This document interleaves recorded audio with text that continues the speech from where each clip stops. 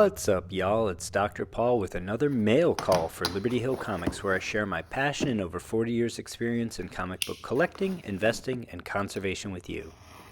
Today's mail call is a rare Golden Age comic book from a Pedigree collection I'm very excited to share with you.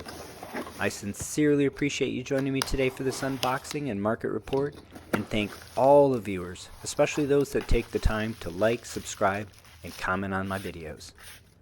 2023 is coming to a close, and what a wonderful year it's been.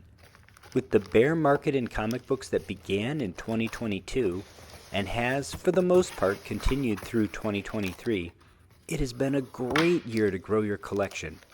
And it's been a phenomenal year for the Liberty Hill Comics channel as well. The growth and community engagement we've experienced has exceeded my expectations, and I'm so thankful to have you all along for this content creation journey. As I like to say, what is it and why do we care? This is Plastic Man number 19 in CGC 9.0 with off-white pages. It's a Golden Age comic book cover dated September of 1949. It features a cover and 3 full stories by Plastic Man's creator and definitive writer-artist Jack Cole. But what's really special about this specific comic is that it's from the Pedigree collection of fellow Michigan Wolverine Davis Crippen.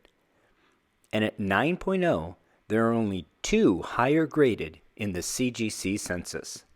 For those of you not familiar with pedigrees, pedigree collections are comic book collections that the collecting community recognizes as special because of their rarity, high grade, and the size of the collection. Because CGC has a very prominent role in comic book collecting, preservation, and conservation, they've been a major contributor to recognizing these special collections and assigning them pedigree status with a special denotation on the label. Many collectors hunt pedigree copies of books for their rarity and desirability and the provenance, and they typically sell for a premium to other books in the same grade. The Crippen Pedigree is a large collection numbering about 13,000 books. The only larger pedigree collection recognized to date is the legendary Edgar Church Mile High collection. The Davis Crippen collection contains a near-complete assemblage of every comic book published from every genre from about 1940 to 1955.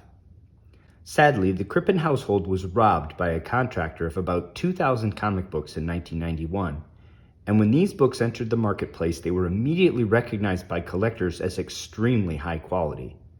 Because these books entered the marketplace as stolen goods and the provenance wasn't known, these comics became known as the D collection by discerning collectors because of the unique code that Davis used on the first page of the books that often contained the letter D.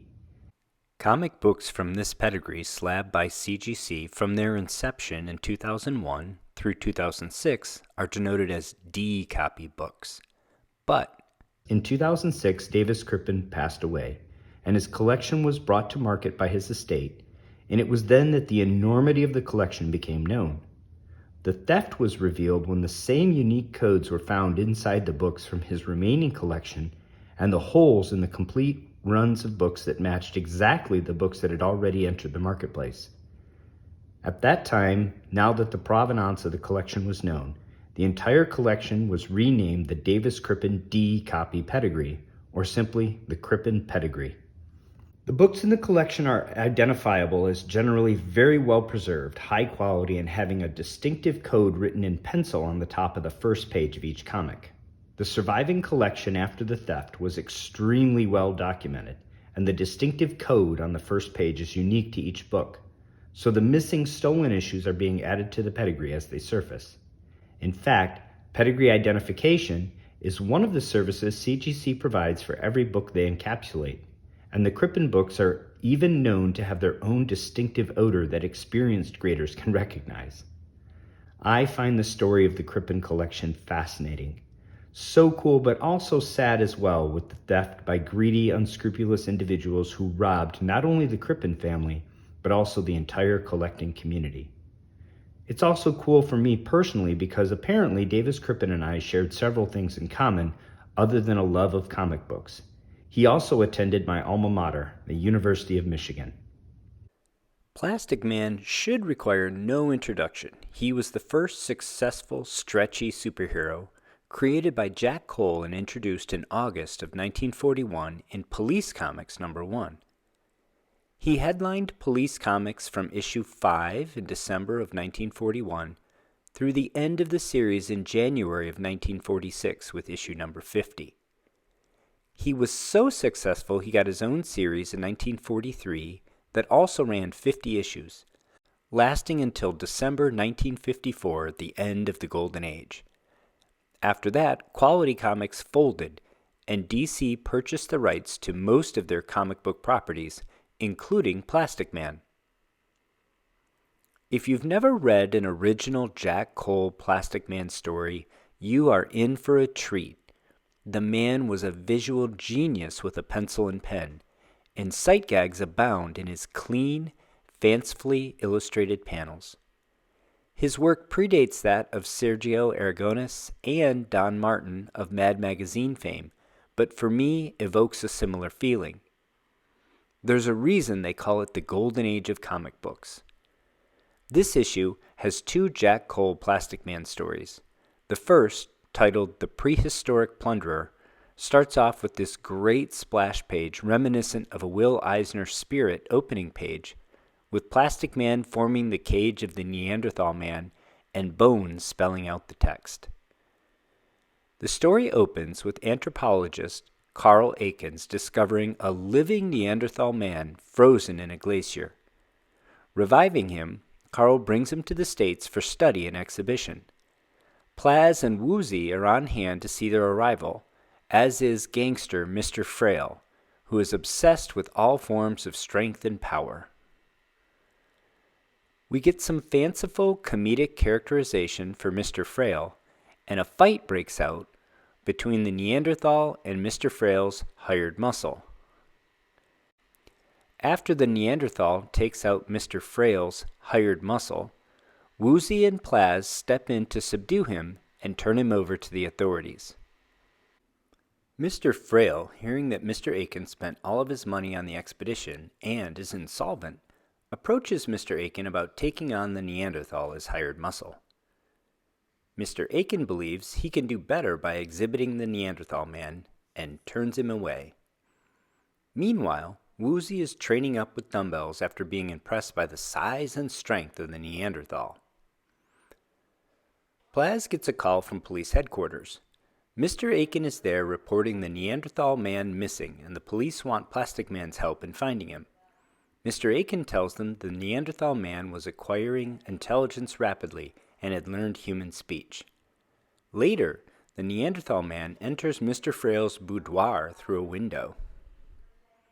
There, he tells Mr. Frail he intends to take over his criminal organization and that all of Mr. Frail's men now work for him. Mr. Frail has no choice but to agree and arranges for the next heist at a diamond exchange, but calls the crime in to the authorities so that the Neanderthal man and his crew will take the fall. At the diamond exchange, the Neanderthal man and his new crew quickly subdue the staff, but Plastic Man was sent by the authorities to intercept them. Plaz successfully subdues the armed crew as Mr. Frail sneaks away, but Woozy enters the diamond exchange prematurely and is seized by the Neanderthal and taken hostage. Fleeing the exchange, the Neanderthal man drops Woozy once he's outside the building, and Plaz gives chase in a great creative, flowing action sequence. The Neanderthal man makes straight for the penthouse of Mr. Frail, whom he knows has set him up, and is about to throttle him when Mr. Frail gets the better of him, if only momentarily. The Neanderthal recovers and is about to throw Mr. Frail from the balcony when Plastic Man arrives to save him. With Plaz occupied, the Neanderthal again flees, but is on a collision path with Woozy. He's taken out by the collision with Woozy, to everyone's surprise.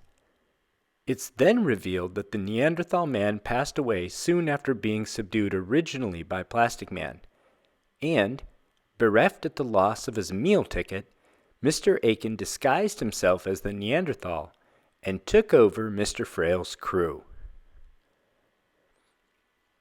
There are 2 non-Plastic Man stories in this issue, including this story starring Woozy Winks, in which Jack Cole gets to show off his ability to render a beautiful woman in his own comedic fashion.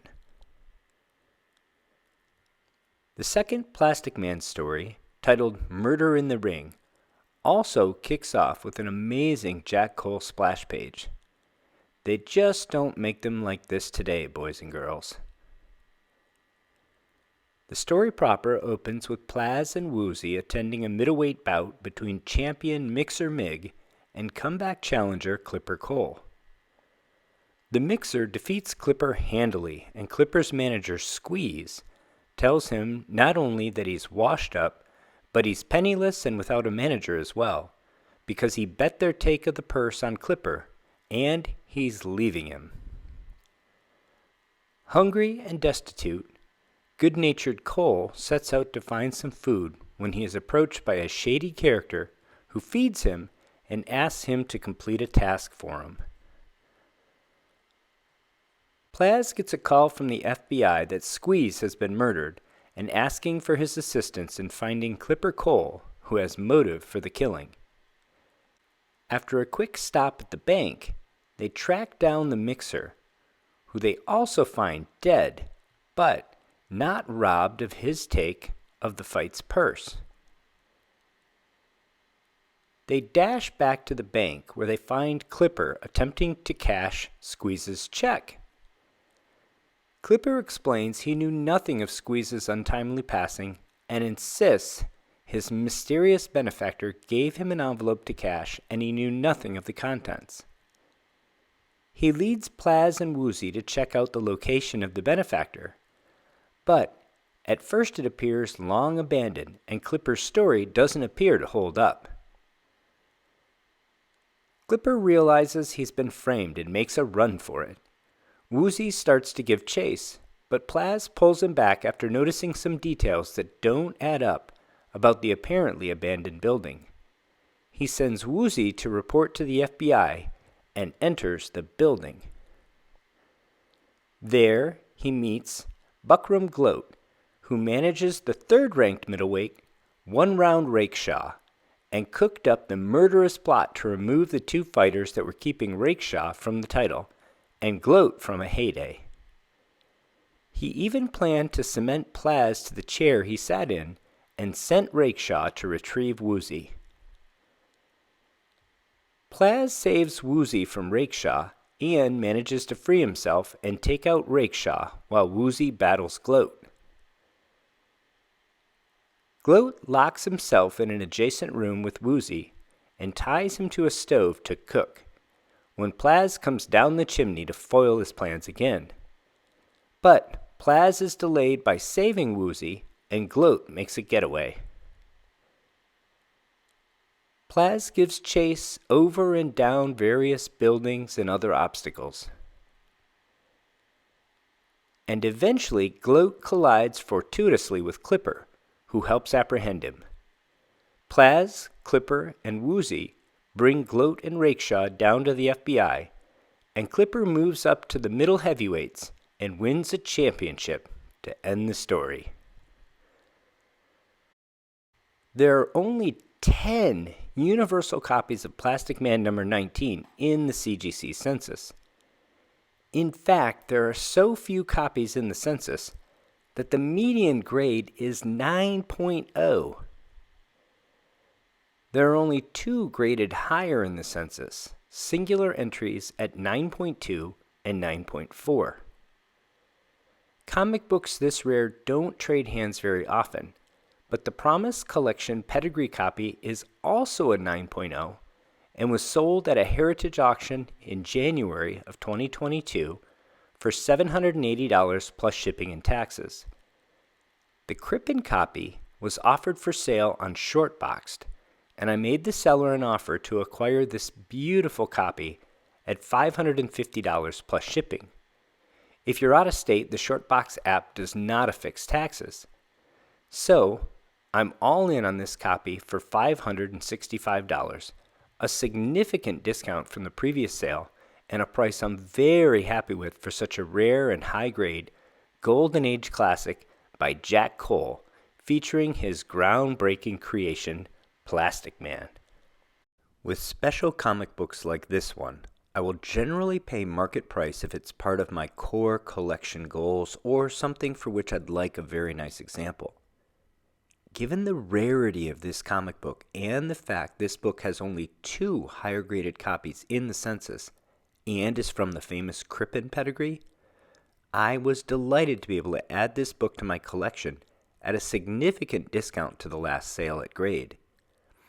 I've said it before, but it's worth repeating just how fortunate and humbled I feel to be the steward of such a rare, high-grade Golden Age book from a storied collection with great provenance, and realize being able to own this piece of history is an embarrassment of riches that few individuals get to enjoy.